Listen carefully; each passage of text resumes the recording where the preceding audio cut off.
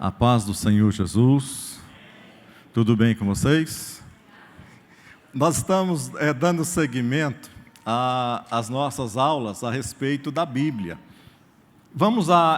Hoje nós vamos estar falando sobre a inspiração da Escritura, a inspiração das Escrituras. O que para você é a Bíblia? O que é a Bíblia para você? O que é a Bíblia? Palavra de Deus. Se você compra vamos pôr uma coisa mais importante. Se você compra uma Ferrari, se você comprar uma Maserati, evidentemente, por ela ser importante, até geladeira, até uns trem que vem lá do Paraguai, vem com algumas coisinhas, algumas instruções. Mas, se você comprar alguma coisa muito importante, você vai notar que isso vai vir com um manual de instrução. Por quê? Porque pela importância que tem, aquilo não pode ser usado inadequadamente, ou seja, tem que ser usado da maneira correta. Então, a Bíblia, para nós, os cristãos, é exatamente isso, é o nosso manual, onde foi feito o cânon, que o pastor Zé Marques falou ontem, a vara de medir, onde foi colocado tudo que era necessário nesses 66 livros aqui na Bíblia. Hoje, às vezes, muitas pessoas imaginam, e tem certas revelações, entre aspas, o que eu imagino e o que eu penso, se Deus não revelou alguma coisa na Bíblia, nos 66 livros, é porque ou não era importante ou porque não era necessário. Então, nós não temos que ficar imaginando, nós não temos que ficar criando expectativas, nós não temos que executando algumas falácias em nome de Deus. Deus não precisa disso, de maneira alguma. Então, esse que é o motivo de nosso estudo na Bíblia, né? Nosso manual de fé. Eu, quando converti, eu tinha uma dificuldade de carregar a Bíblia, porque eu sempre tive na cabeça de que o crente, de uma maneira geral, era um povo de segunda linha. É verdade, mas a gente tem que ser franco, tem que falar a verdade. Eu imaginava que os crentes eram pessoas de segundo naipe, de segunda linha, e que a Bíblia Sagrada era a coisa mais ridícula, que os crentes se escondiam atrás daquilo. Esse era o meu pensamento que eu tinha. Então, a primeira tentação que eu fui comprar uma Bíblia, eu imaginava o preto, que era a coisa dos crentes, né? Então, eu fui lá no mercado, no Central, e falei para o homem: tem alguma Bíblia branca aí? Eu tinha que comprar uma Bíblia, mas eu não queria uma Bíblia preta. Eu queria uma Bíblia, mas uma Bíblia que não marcasse tanto, né? Que as pessoas olhassem assim e não identificassem com crente, né? Eu queria ser crente, mas não queria ser crente, né? Isso, né? Aquele testemunho maravilhoso de crente, né? Mas a Bíblia, durante os séculos, ela vem se mostrando como exatamente esse manual de fé.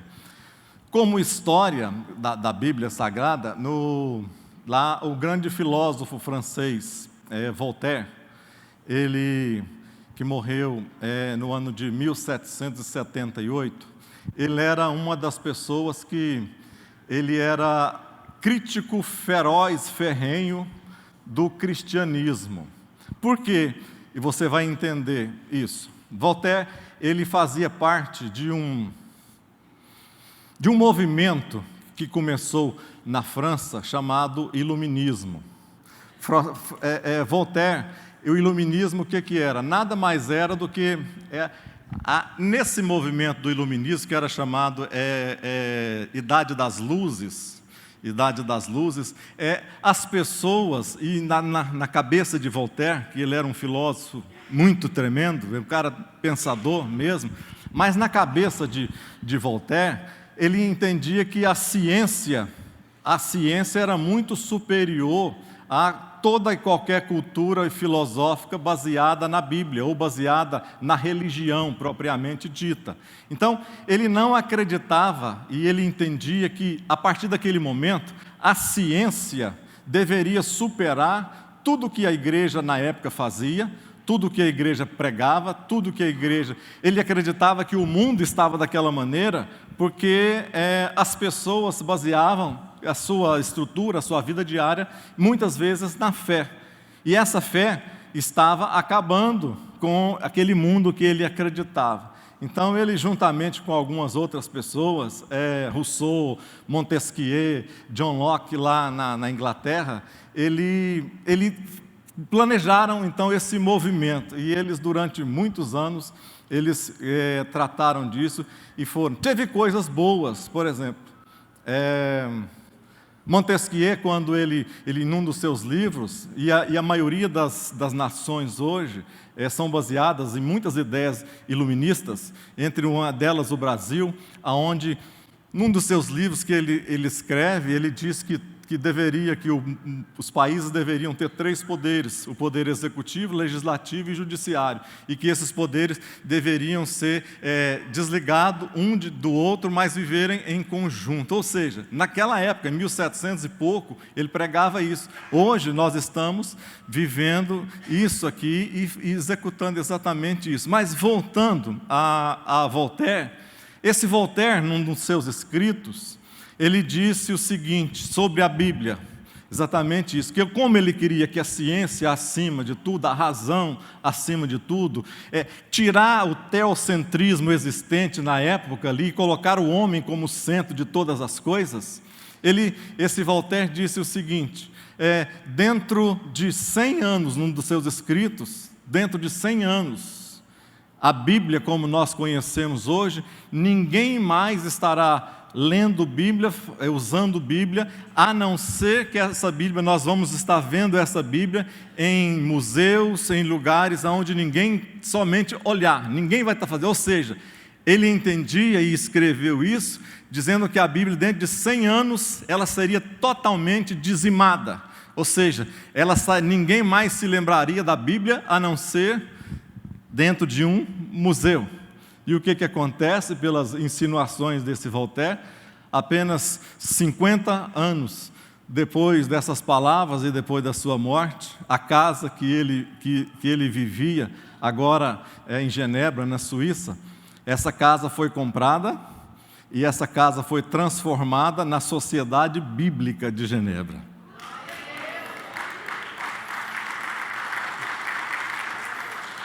Ou seja, a Bíblia diz que nem um tio, nem nada vai passar, as palavras do Senhor vão continuar para todo sempre. Então, de maneira alguma, as pessoas já fizeram todo tipo de movimento para desacreditar, para acabar com a Bíblia, e a Bíblia continua firme. As palavras da Bíblia são como se elas estivessem saindo agora, sais no popular ali, né? Novinho em folha para o dia de amanhã, né? Não é isso que acontece? Então, a Bíblia as pessoas tentaram desestabilizar, mas não conseguiram fazer isso. Eu coloquei uma observação aqui. O que é a Bíblia? Como todo livro, ela tem. Olha só, olha ali para a tela. Como todo livro, a Bíblia tem um autor. Quem que é o autor da Bíblia? Irmãos, o autor da Bíblia é Deus. Ela tem um intérprete. Quem que é o intérprete da Bíblia? O Espírito Santo. E ela tem um tema central. Qual é o tema central da Bíblia? É o quê? Jesus. Né? Se você olhar de Gênesis, eu tentei uma vez gravar, eu achei bonito um menininho, eu acho que foi até o filho desse Tasto, uma vez que lá na igreja da Betel, que a gente frequentava, uma criancinha de uns 8 anos mais ou menos, ele falou de Gênesis até Apocalipse, todos os livros da Bíblia, e colocando Jesus em cada um dele, o que dele Jesus representava em cada livro ali da Bíblia, né? Teve uma época que eu tentei decorar, mas não adianta, a mente não, né? Depois que a gente passa dos 20, já não... Hã? Eu imaginei, depois dos 8 já é mais difícil um pouquinho. Todas as religiões, elas funcionam, preste atenção, todas as religiões, elas funcionam sem a presença dos seus fundadores. Porque as religiões são baseadas nas ideias, nas ideologias dos seus fundadores. O cristianismo não. O cristianismo, por que ele subsiste até hoje? Porque o cristianismo não é baseado simplesmente nas ideias do seu Criador. O cristianismo é baseado em uma pessoa. Uma pessoa. Todas as religiões, se nós, preste atenção, todas as religiões, se nós arrancarmos do centro, do cerne dela, os seus fundadores, a religião vai continuar.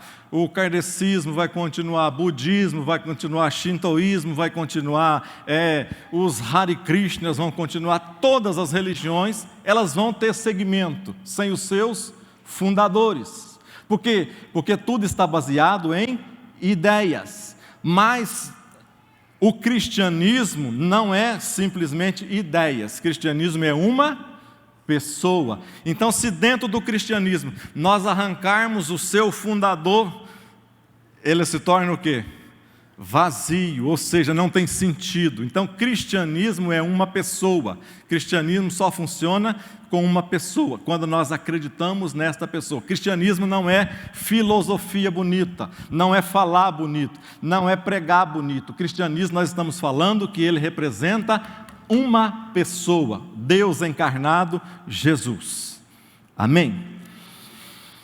Eu coloquei aqui também que nos 66 livros, ele foi dividido em 4 momentos, esses 66 livros da Bíblia. Primeiro movimento foi da preparação. Que jeito que é essa preparação? Todo o Antigo Testamento é uma preparação para o advento de Cristo. Todo o Antigo Testamento é uma tipologia, significa apontando para o futuro, mostrando para o futuro. Ou seja, todo o Antigo Testamento é como se fosse uma sombra, uma ideia que se concretizaria lá na frente. Então, a primeira coisa que tem é a preparação. Foi preparado aonde? Lá no Antigo Testamento. Depois teve a manifestação. Onde foi essa manifestação de Jesus? Foi feita nos Evangelhos. Os Evangelhos foi que mostrou o nascimento, a vida, Cristo, como Ele andou, como Ele viveu, os seus pensamentos, os seus milagres, o que Ele pensava, a sua morte, sua ressurreição, tudo foi colocado nos Evangelhos. Isso foi feito, então, a manifestação de Cristo. A explanação, o que é a explanação? É a tentativa de você falar de uma maneira mais simples e eficaz da vida de Jesus. Isso foi feito aonde? Através de todas as epístolas, principalmente as epístolas paulinas. Foi a tentativa de explanar qual que era a visão de Cristo, qual que era o mistério de Cristo. E, finalmente, a consumação se trata no livro, então, de Apocalipse, onde todas as coisas se convergem e terminam. Todos entenderam até aqui? Diga amém. Vamos mais para frente. A importância da Bíblia como palavra de Deus. Por milênios, Deus se revelou ao homem através de suas obras, a criação, no Salmo 19, verso 1 ao verso 4. O que diz o Salmo 19, do verso 1 ao verso 4? Para adiantar, eu já coloquei aqui. Diz assim: os céus declaram a glória de Deus, e o firmamento anuncia as obras das suas mãos. Um dia faz declaração a outro dia, e uma noite mostra sabedoria a outra noite. Não há linguagem nem fala onde não se ouça a voz de Deus. A sua linha se estende por toda a terra, e suas palavras até o fim do mundo. Neles pôs uma tenda para o sol. Aleluia. Irmãos, preste uma atenção numa coisa. Nós só podemos conhecer a Deus, ou a vontade de Deus, se porventura Ele se revelar a nós. Revelar a nós. O que é revelação? O que é revelação? O Jotinha, que é mais antigo um pouco, deve lembrar desses negócios, né, Jotinha? Revelação, talvez a mais simples que tem, é você imaginar que, Natan também, né? Você imaginar que você ia para uma praia há 30 anos atrás, você ia para uma praia, e chegava na praia, levava aquela máquina fotográfica linda que você tinha, comprava um filme Kodak de 36 poses para aproveitar, não é isso? Arrancava o selo da maquininha Kodak, colocava, enrolava de uma ponta, girava ali com o outro lado, fechava a travazinha, e a partir dali você ia tendo as suas experiências fotográficas. E você ficava uma semana inteira, tira foto, tira filme, põe filme, e você ficava, o que no final da viagem? Você estava tirando as fotos, mas você não sabia o que tinha saído e o que tinha acontecido. Muitas vezes, quando nós íamos revelar o filme, não poucas as vezes, o filme estava todo preto, borrado.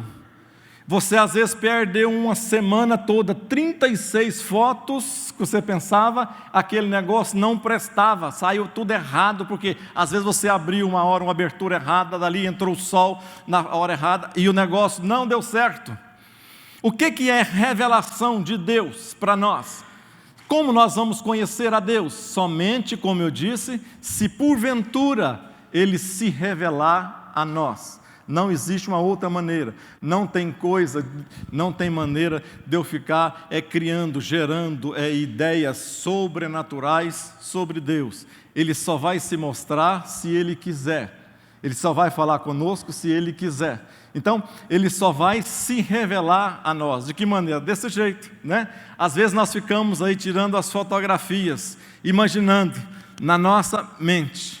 Mas só vai dar certo o dia que alguém abrir e for lá naqueles quartinhos escuros, aquele negócio lá, coloca aquele filme e, como por um milagre, aquele negócio vai saltando aos olhos assim até que sai uma foto ou sai uma imagem exatamente como nós idealizamos ou planejamos ou tiramos, né? Fizemos ali uma picture, né?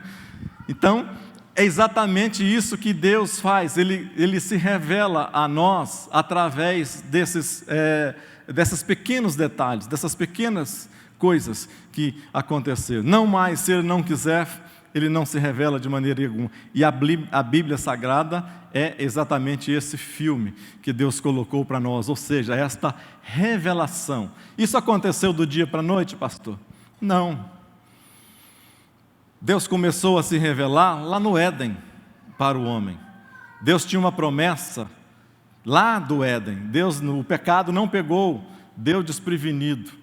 O pecado, Adão, quando peca juntamente com a sua esposa ali no Éden, não pegou, nossa, Deus, eu imagino Deus sentado, né, num lugar lá assim, meu Deus, pensou Deus falando isso? Meu Deus, o que eu fiz?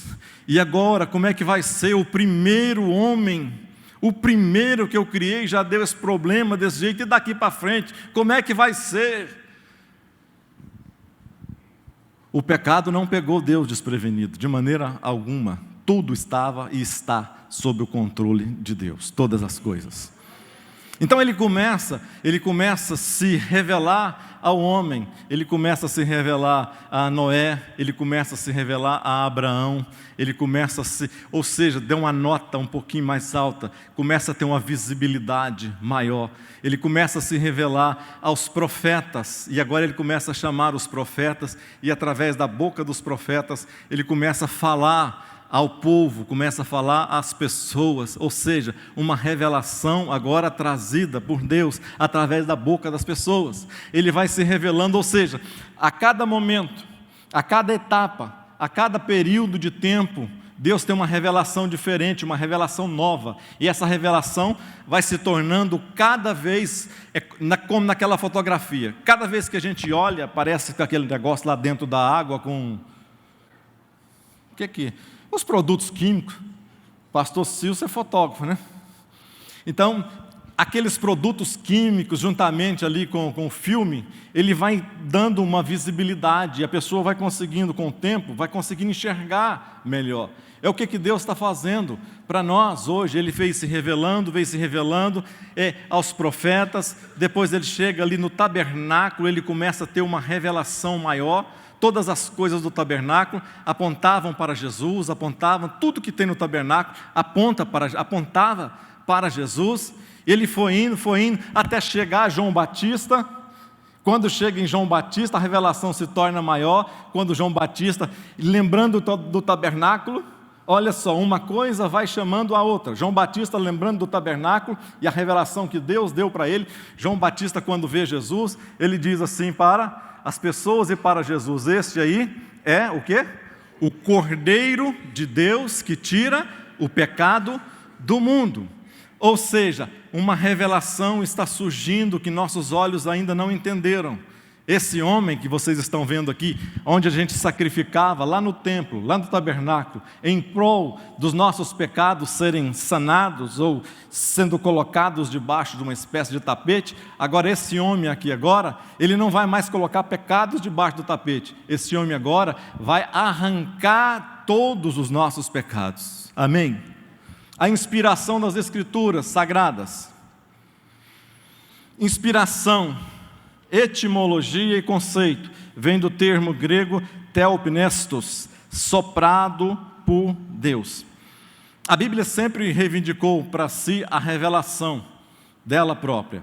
Porque você lembra que, se você quando vai ler, por mais de 2.600 vezes, principalmente no Antigo Testamento, todas as vezes que alguém ia falar em nome de Deus, ele dizia assim, ele começava assim: assim diz o Senhor. Ou seja, era uma espécie de carimbo, era uma espécie de selo, de que aquela palavra que ia ser dita, que ia ser proferida, que ia ser profetizada, tinha alguém que estava enviando aquela palavra. E quem estava enviando era o próprio Deus.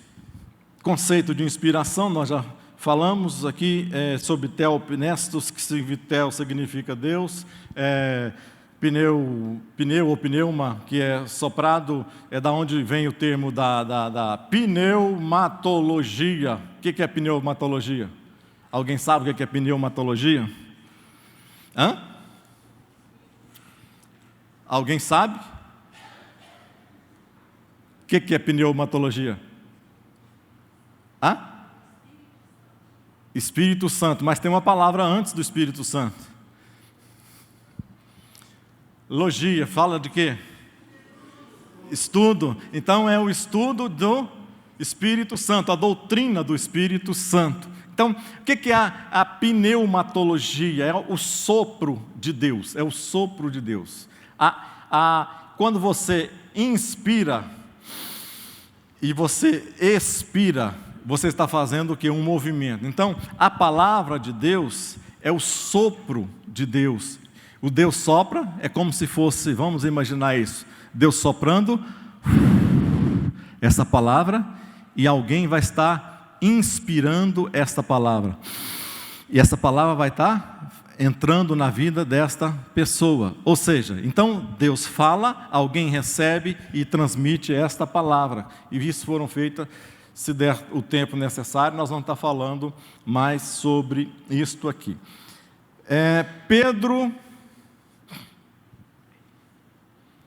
Pedro conhecia Jesus e tinha a revelação de Deus. Olha o que ele escreve, em 2 Pedro 1:20. Sabendo primeiramente isto, que nenhuma, diga comigo, nenhuma, profecia da Escritura é de particular interpretação. Ou seja, na Bíblia Sagrada, nenhuma das profecias que se encontram lá é de particular interpretação. Porque a profecia nunca foi produzida por vontade de homem algum, mas os homens santos de Deus falaram o quê?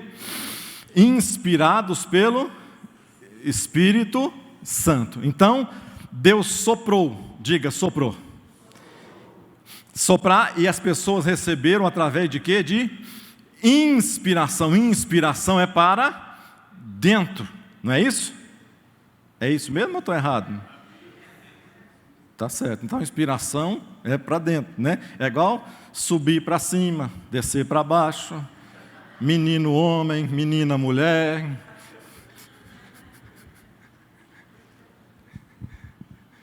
Às vezes nós queremos reforçar as coisas, né? E fazemos umas figuras de linguagem meio estranhas, assim, né? Mas vamos para frente.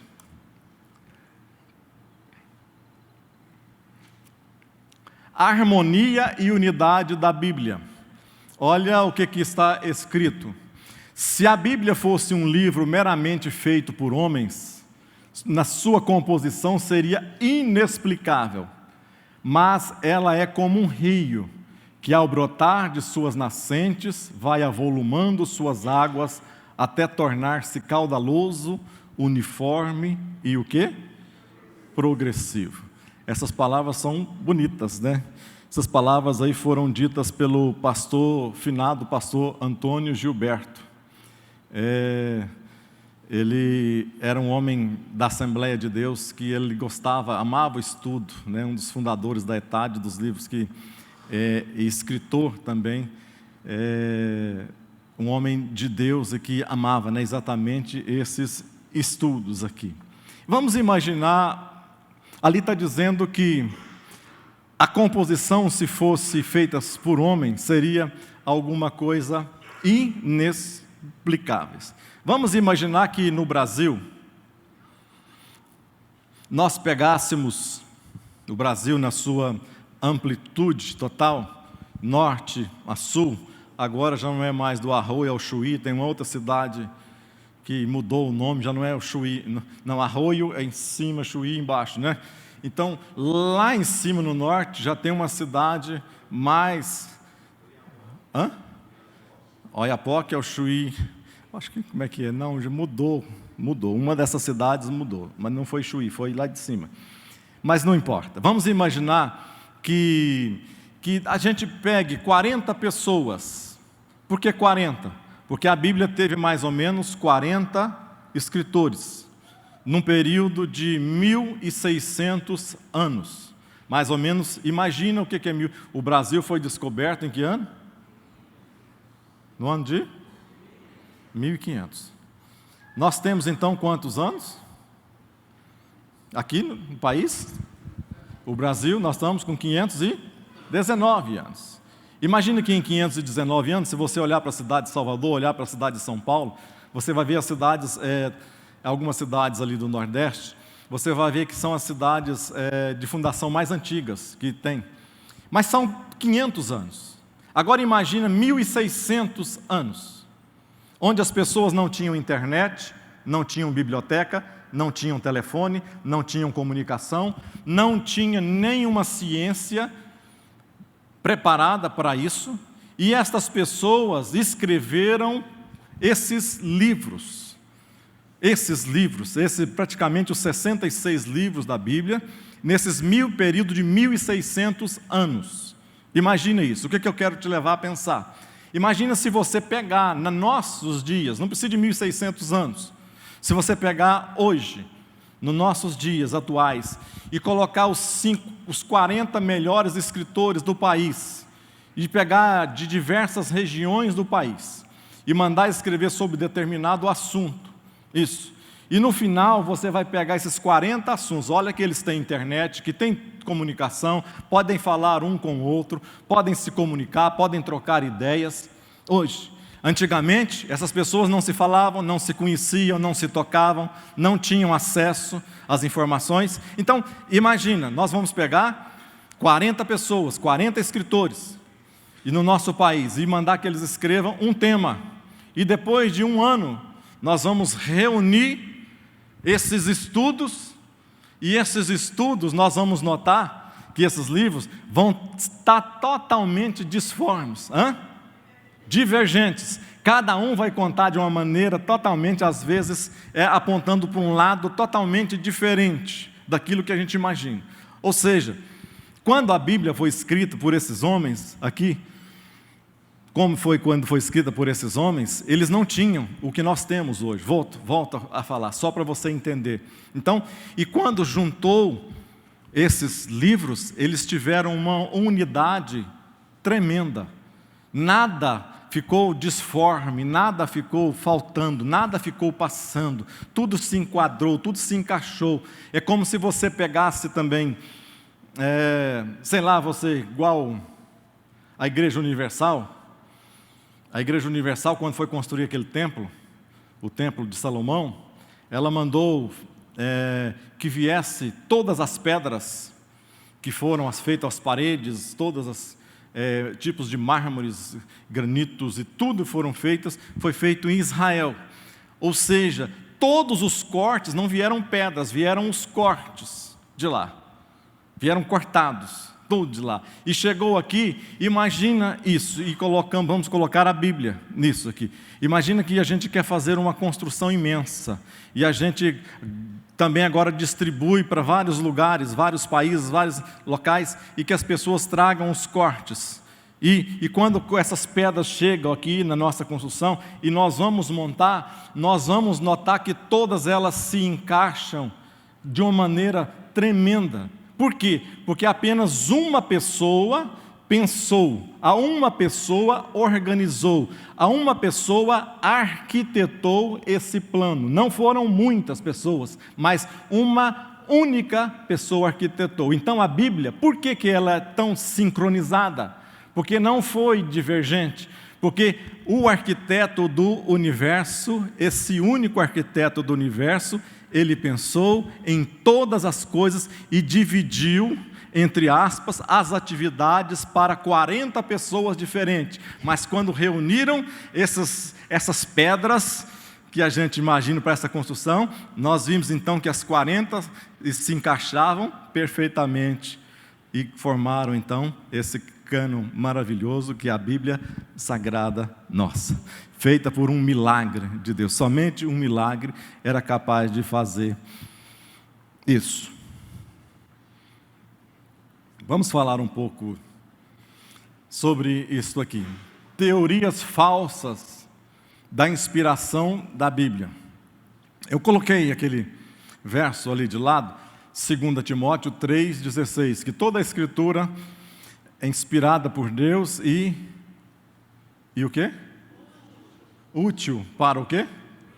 Para o ensino, para a repreensão, para a correção e para a instrução na justiça. Ou seja, a palavra de Deus, ela ensina, ou seja, ela tira as dúvidas, ela faz correção. Correção é o quê? É ser colocado no caminho, é a pessoa ser colocada novamente no caminho. Então, quando você corrige uma rota, a Bíblia faz exatamente o quê? Corrige a rota da nossa vida, corrige a rota de tudo que as pessoas fazem. Ela consegue ter um padrão e fazer essa correção. Então, ela é útil para fazer isso, para repreensão. É para fazer o quê? O rebelde tornar ao seu caminho, voltar novamente ao seu caminho. E também para instrução de justiça, é para apontar o final das coisas e dizer, olha, nós estamos vivendo hoje, nós estamos vivendo 60 anos, 70 anos, 80 anos, mas nós não vamos viver aqui para sempre. E quando nós morrermos, o que vai ser da nossa vida?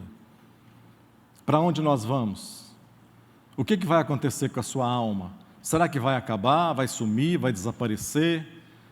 Será que nunca mais vai se ouvir falar? Ou o que vai fazer? A Bíblia mostra exatamente isso, de que os caminhos que a gente pode tomar, as decisões que nós tomamos, podem nos levar a caminhos também diferentes. Mas vamos falar sobre estas teorias aqui. Teoria da isso aqui é falsas teorias, tá? Vamos nas falsas teorias primeiro. Primeira falsa teoria, teoria da inspiração natural. O que é a teoria da inspiração natural? Essa teoria diz que se a gente tiver pessoas capacitadas, pessoas com um grau intelectual elevado, pessoas que têm um autoconhecimento, tipo Rui Barbosa, quem mais? Camões, quem mais? Uns escritores aí, dos bons, top. Hã? Quem? Natan, isso, né? Os escritores famosos seriam capazes, então, de trazer obras da mesma maneira que a Bíblia Sagrada. Ou seja, essa teoria de inspiração natural, ela é totalmente falsa, porque a Bíblia não é produzida através de inteligência, intelectualidade, ciência e nada disso. Mas, a teoria da inspiração divina comum. O que é essa inspiração divina comum? Irmão, eu estou vendo alguns irmãos aqui que estão gostando tanto da aula, que estão fazendo tão bem para a aula, está fazendo, que os irmãos... Vamos dar um glória a Deus aqui, irmão, para esses irmãos? Tem alguns irmãos intercedendo, Isso traz uma alegria, porque a gente sabe que nós estamos no caminho certo. Graças a Deus, é verdade. Então, eu fico feliz. Obrigado, viu, irmãos, pela intercessão. Mas vamos lá. Teoria da inspiração divina comum. O que é essa teoria que esses camaradas falam? Eles falam que todos nós podemos ser inspirados, ou somos inspirados, quando, de que maneira? Quando nós estamos pregando, nós estamos inspirados, que é a mesma inspiração da Bíblia. Quando nós estamos cantando, nós estamos tendo uma inspiração também. Quando nós estamos anunciando alguma coisa, estamos tendo uma anunciação, que é a mesma inspiração que os escritores tiveram quando estavam falando, ou traduzindo, ou fazendo, escrevendo a Bíblia. Isso também é uma teoria totalmente errada. Tem a terceira teoria ali, que é a teoria da inspiração da Bíblia. Ou seja, parcial C, teoria da inspiração parcial. Ou seja, tem coisa que é inspirada e tem coisas que não são inspiradas. Tipo assim, está falando que uma parte da Bíblia é inspirada e usa a parte da Bíblia. Podemos usar. O kardecismo, por exemplo, faz mais ou menos isso. O kardecismo pega a Bíblia. Alguns lá do kardecismo, da linha branca, estão falando que são até cristãos, chamados de cristãos.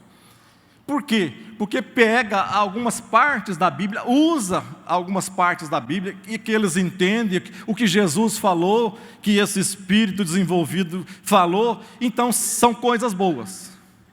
Então eu vou usar essas partes, porque eu acredito que isso aqui realmente veio da parte de Deus, então eu vou usar isso. Livros apócrifos, esses aí foram já separados já lá no cânon, né? Quando foram colocar para lá, ovelha, lobo, e foram tirando aqui. Mas vamos mais para frente. Teoria do ditado verbal. Também é uma teoria falsa sobre isso aqui. É como se... Nós não temos máquina de datilografia hoje, né? Gente, quando eu fui trabalhar... Quando eu fui meu primeiro emprego, em 79, eu fui fazer o teste. E o teste para entrar lá na Tele Goiás, tinha que, primeira coisa, a coisa mais importante que tinha, era você fazer o teste de datilografia. O Ricardo passou por isso também. Então tinha que fazer um teste de datilografia, você tinha que bater, não sei quantas palavras por minuto ali.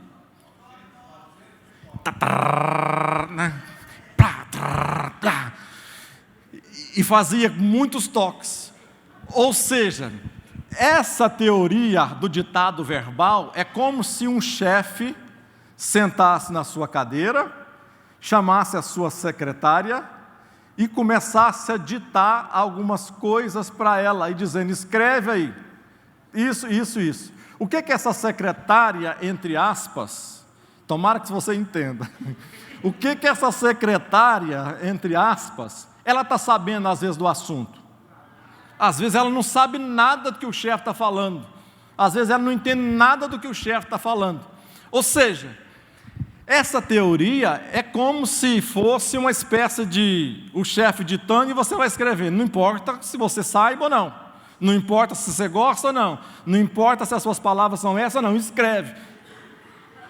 E vai escrevendo. E vai escrevendo.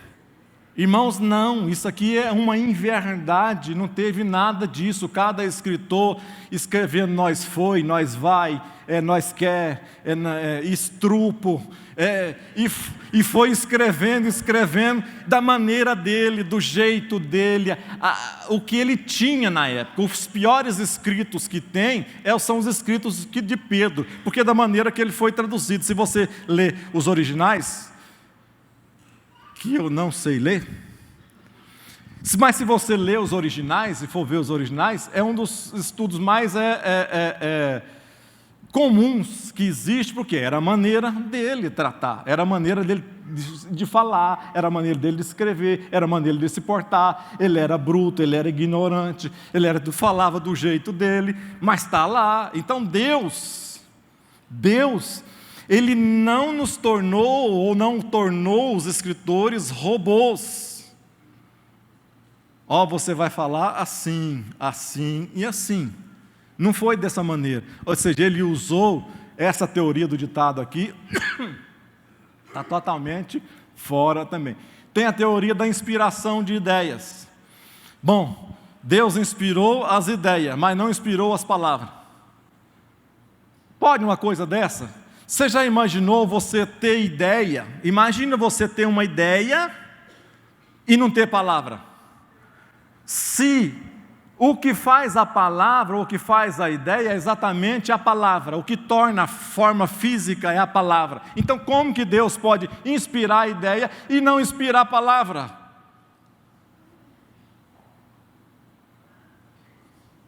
Tudo certo? Qual que é a teoria certa? É a teoria verbal ou teoria plena, ou seja, todas as palavras, na sua plenitude, foram inspiradas por Deus. E ele caiu, Deus foi trabalhando, o Espírito Santo foi trabalhando na vida de cada uma dessas pessoas, e de alguma maneira, por algum milagre, assim como nós podemos acreditar no nascimento virginal de Jesus, que foi um milagre, nós podemos acreditar que a Bíblia pode transformar a vida de pessoas por milagre, assim também nós podemos acreditar que Deus foi capaz de inspirar homens comuns para escrever uma palavra tão tremenda, tão maravilhosa como essa. A aprovação da Bíblia por Jesus. Por que a Bíblia foi aprovada? Primeira coisa, porque foi aprovada por Jesus. De que maneira? Lá aqui no item primeiro que eu coloquei, é que Jesus, porque dessa aprovação, dando essa aprovação, um sinal de aprovação, é que Jesus leu a Bíblia. Está dizendo que Jesus, você lembra daquela passagem, onde que Jesus chega na sinagoga, num sábado, pega o livro do profeta, o rolo do profeta Isaías, e começa a ler as Escrituras, e depois no final ele diz que hoje tinha se cumprido as Escrituras naquele momento através da sua vida. Segunda coisa, ele fala que Jesus ensinou-as.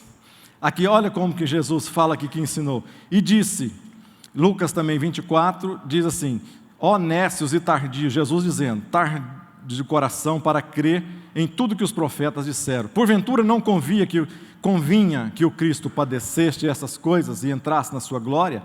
E aí ele termina falando exatamente o que Jesus estava ensinando. E começando por Moisés e por todos os profetas, explicava-lhes o que deles se achava nas Escrituras.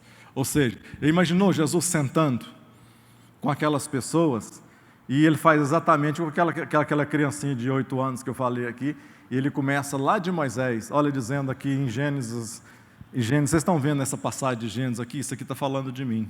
Vocês estão vendo aqui, Êxodo, Deuteronômio, Número, Levítico, isso aqui está tudo falando de mim. E ele explicando, imagine você sentado e ouvindo Jesus fazer uma explanação dessa, é o que ele fez aqui.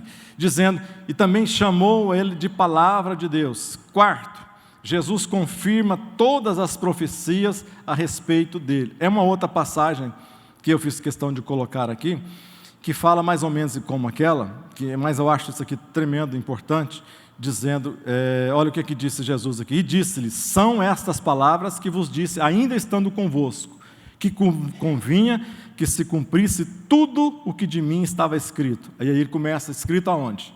Ele começa a dizer, escrito na lei de Moisés, nos profetas e nos salmos. Aí diz assim, então abriu-lhes o entendimento para compreenderem as Escrituras. Lei, profeta e salmo era toda a Bíblia conhecida na época, ou seja, era toda a Escritura que existia. E quando Jesus começa a falar isso, aí está dizendo que então abriu o entendimento deles ou seja, para receber tudo as novidades que Jesus tinha para falar. Vamos ficar de pé? Só para você entender e fechar isso aqui. A diferença entre revelação, inspiração e iluminação. Nós já vimos aqui, revelação é o quê? É quando Deus quer mostrar alguma coisa que está oculta. Isto é uma revelação. Cita um livro da Bíblia que é uma revelação. Revelação é o livro de Apocalipse. Por que é uma revelação? Aula, vamos lá, alunos. Porque a pessoa não sabe ainda, né? Não tem ideia. Ele não vê, ainda não está vendo. Então isso é uma revelação. E inspiração é o quê? É que o Espírito Santo está ali falando de algumas coisas, ou seja, vamos melhorar aqui. Toda a Bíblia Sagrada, ela é inspirada. Toda a Bíblia Sagrada, ela é inspirada, mas nem toda a Bíblia é revelada. E aí? E agora? Toda a Bíblia é inspirada, mas nem toda a Bíblia é revelada. O que nós acabamos de falar aqui? O pastor Roberto falou que revelação é alguma coisa que está oculta, escondida. Então, exemplo para você. Livro de Gênesis foi uma revelação. Como é que Moisés ia saber das coisas passadas, lá da época da fundação do mundo, lá de Noé, lá não sei da conta. Isso é uma revelação, só pode ser uma revelação. Não tem como, porque não viveu. E o livro de Atos, é uma revelação ou uma inspiração? Livro de Atos é o quê? Uma inspiração. Por quê? Porque a Bíblia diz que Lucas, e você vai ver na história, Suetônio, você vai ver nos escritores antigos, que falam isso, demonstram isso, ou seja, Lucas, que era médico, era um cara entendido em medicina, era um cara que ele foi atrás para esmiuçar as coisas.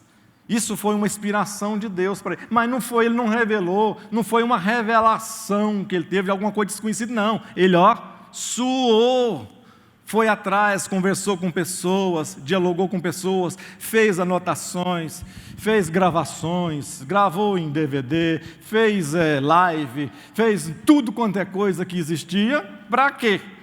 Para que nós pudéssemos ter hoje uma palavra aqui de Deus. Mas quantos entenderam o que é a diferença entre revelação e inspiração? Amém. Obrigado. Iluminação. Iluminação. O que é iluminar?